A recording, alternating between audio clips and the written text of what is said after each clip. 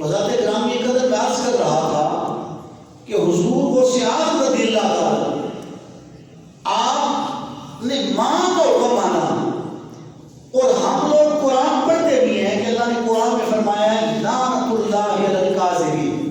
جھوٹوں پہ خدا کی لعنت ہے۔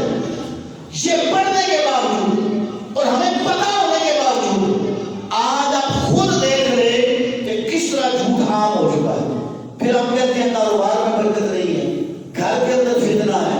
ہمارے رشتہ دار ہم سے روٹھ چکے ہیں، ہمارے دوست ہماری بات نہیں سنتے ہیں۔ تو جب جھوٹ اتنا عام ہوگا تو برکتیں پھر اٹھ جائیں گی، پھر آپ طرف فتنہ ہوگا، فساد ہوگا۔ اور حضور کو سیاض رضی اللہ تعالیٰ یہ نہیں ہے کہ حالانکہ آپ مادر ذات ولی ہیں، مادر ذات ولی ہیں، اس کے باوجود یہ نہیں ہے کہ آنکھ کھول لی اور پھر تھوڑے عرصے بعد آپ نے تویز لکھنے شروع کر دی، نہیں، بلکہ آپ نے علم حاصل کیا۔ اور آپ خود فرماتے ہیں بغداد کی طرف جب آپ نے سفر شروع کیا تو جامعہ نظامیہ کے اندر جب آپ نے داخلہ لیا تو حضرت گرامی قدر جو پہلے اوقات آپ کا وقت گزرا ہے اس کے اندر آپ فرماتے ہیں کہ بعض اوقات جو پیسے آپ کی والدہ نے دیے تھے وہ ختم ہوئے تو آپ شام کے وقت نکل جاتے دریا کے کنارے، وہاں پہ جو گھاس اگی ہوئی ہوتی تھی وہ کھا کے وہ شخص گزارا کرتے تھے۔ ہمیں تو پھر بھی اللہ تعالیٰ نے آسائشیں عطا فرمائی، گھر میں کھانا مل جاتا ہے۔ آج مدارس کے اندر بھی حالت یہ ہے، یہ میں اپنی بات کرتا ہوں کہ جب ہم پڑھتے تھے تو بالٹی لے کے ہر گھر کے محلے کے اندر جاتے تھے، اسی کے اندر دال سالن جو تھا اس بالٹی کے اندر جو محلے میں سے دیتا تھا وہ لے کے آتے۔ اس طرح ہم نے مدرسے کے اندر تعلیم حاصل کی۔ اور آج وہ مدرسوں کے اندر ایک شیڈول بنا ہوا، ایک لسٹ بنی ہوئی ہے کہ فلاں دن یہ پکے گا، فلاں دن یہ پکے گا۔ حضرت گرامی قدر حضور کو سیاض رضی اللہ تعالیٰ آپ فرماتے ہیں بعض دفعہ میں جاتا اور میرے ساتھ طالب علم ہوتے تو وہاں جو آتے بندے منڈی سے وہ سبزیوں کو دھونے کے لیے سبزیاں لے کے آتے، وہ کچھ پتے وہاں پہ اتار کے دھو کے وہ پھینک دیتے تھے یا ان سے گر جاتے تھے۔ تو جب ہم جاتے ان کو اٹھانے کے لیے تو میں دیکھتا کہ میرے پیچھے دوسرے طالب علم ہیں، اگر کوئی پتا سبز پتا مجھے دکھائی بھی دیتا میں جان بوجھ کے آگے ہو جاتا تاکہ میرا دوسرا طالب علم اٹھا کے اپنا پیٹ بھر لے، اور خود میں زمین پر کئی مرتبہ لیٹ جاتا اور سورہ عصر کی تلاوت کرتا پیٹ کے بل لیٹ کے۔ اللہ تعالیٰ سورہ عصر کی برکت سے میری بھوک کو مٹا دیتا تھا۔ اور راتیں اس طرح گزرتی تھی کہ بعض روایتوں کے اندر آیا کہ 15 سال تک آپ نے 2 رکعت نماز نفل کے اندر پورا قرآن پڑھ دیتے تھے۔ آج 11 پکانا 11 کھانا تو بڑا آسان ہے اور ہم یہی سمجھتے ہیں بس یہی کام ہے کہ لنگر پکا لیں، نماز کا ہمیں پتہ نہیں ہے، فرائض کا ہمیں پتہ نہیں ہے، دیگر معاملات کا علم نہیں ہے۔ اور پھر ہم کہتے ہیں ہم حضور کو سیاض کو ماننے والے ہیں۔ حضور کو سیاض رضی اللہ تعالیٰ فجر کے بعد وظائف سے فارغ ہو کے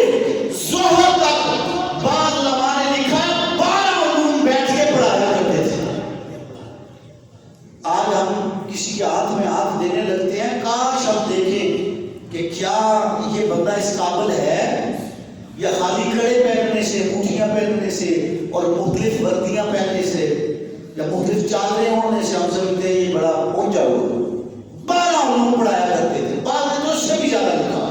اور پھر زور کے بعد وہاں بیٹھ کے قرآن مجید کی تعلیم دیتے اور قرآن کے ساتھ طالب علموں کو قرآن پڑھایا کرتے تھے۔ اس طرح حضور کو سیاض رضی اللہ تعالیٰ کا دن گزرتا۔ اور جو یہ دن 10واں رات 11ویں ہے، یہ حضور کو سیاض نے ایک دن مقرر کیا ہوا تھا کہ آپ جو ہے اس دن کو کہیں آگے پیچھے نہیں جاتے تھے، گھر میں رہتے تھے اور وہاں وعظ و نصیحت فرمایا کرتے تھے، اور وعظ و نصیحت کر کے لوگوں کو بتاتے تھے کہ اللہ تعالیٰ نے قرآن مجید کو محبوب کے کلمے اتھر پر جو نازل فرمایا ہے اس کا مقصد کیا ہے۔ اور ابن جوزی جب آپ کی بارگاہ میں آئے تو آپ نے ایک آیت پڑھ کر 11 تفسیروں پر جب آپ پہنچے ایک آیت کی تو ابن جوزی سارے ہلاتے رہے کہ مجھے یہ پتہ ہے، مجھے یہ پتہ ہے۔ اور 11 کے بعد جب 12ویں تفسیر کی 13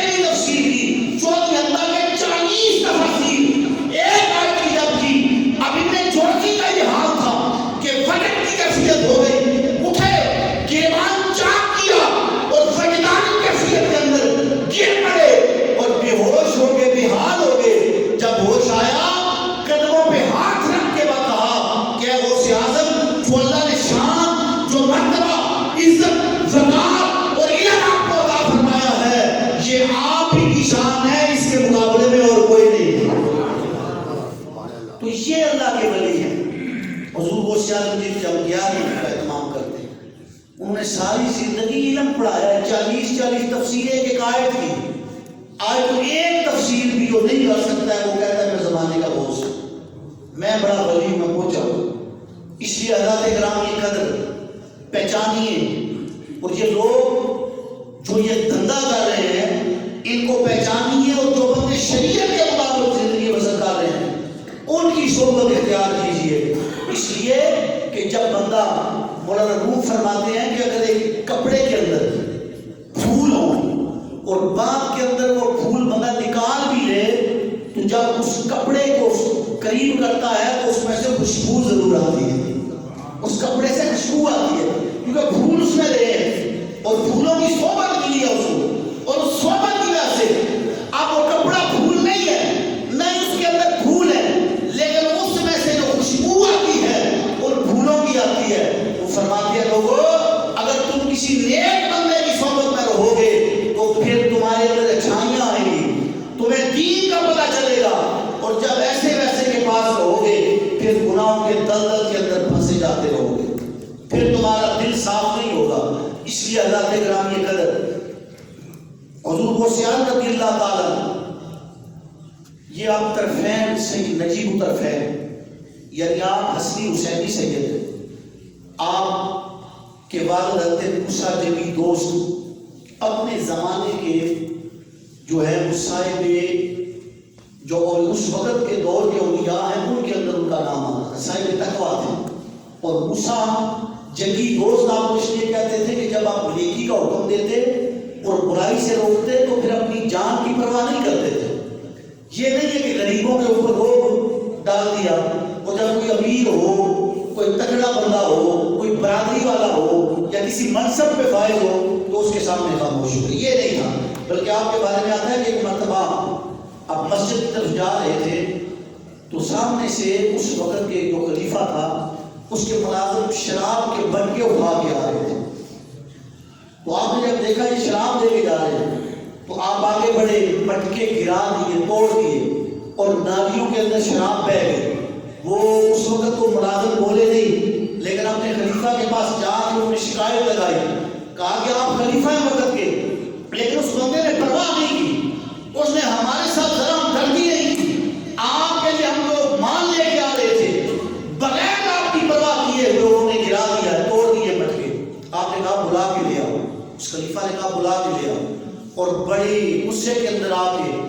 جب آپ سامنے گئے تو بڑے غصے میں تھا، کہنے لگا کہ آپ کو کس نے کہا ہے، کس کے حکم پہ آپ نے یہ کیا ہے؟ آپ اس کے سامنے جب کھڑے ہوئے ڈرے نہیں، گھبرائے نہیں، فرمایا میں محتسب ہوں، اور ایک محتسب ہونے کے ناطے میری یہ ذمہ داری تھی اور میں نے اس برائی کو ختم کرنے کے لیے شراب کو گرا دیا۔ اس نے کہا آپ کو محتسب کس نے بنایا ہے؟ میں نے تو کوئی آرڈر نہیں کیا ہے، خلیفہ میں ہوں، حکمران میں ہوں، یہاں میرا سکہ چلتا ہے، میرا حکم چلتا ہے، آپ کو محتسب کس نے بنایا ہے؟ آپ نے فرمایا گھبرا نہیں، میں تجھے بتاتا ہوں، جس کے حکم پہ اس کائنات کا نظام چل رہا ہے، جس کے حکم پر زندگیوں کے اندر، جسموں کے اندر زندگی کی لہر ہو رہی ہے، اس رب کے حکم سے میں محتسب ہوں۔ اتنا کہنا تھا کہ وہ گھبرا گیا، اور پھر اس نے کہا کہ اچھا یہ بات ہے تو آپ بتائیں کہ اور کیا وجہ تھی،